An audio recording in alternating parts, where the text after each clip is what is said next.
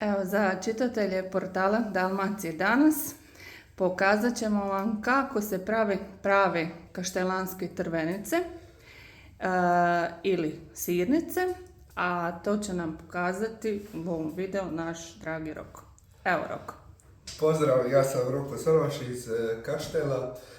Danas ću vam pokazati kako se rade tradicionalne kaštelanske trvelice ili po hrvatski sirnice. Zašto su dobili taj naziv trvelice, iskreno vam ne znam, znam samo da se u Kaštelima tako kaže i da ne postoji neko točno objašnjenje, odnosno ja ga osobno ne znam. Znači, to je bakin stari provjereni recept.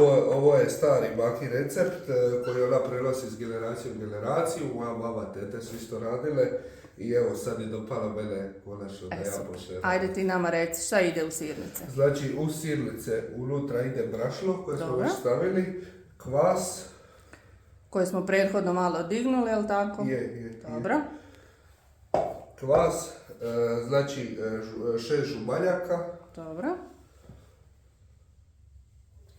2 cijela jaja. Dobro.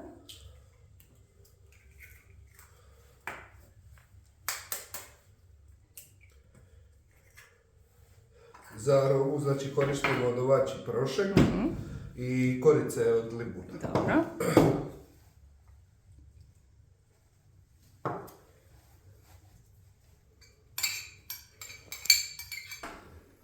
Dalje nam ide šećer.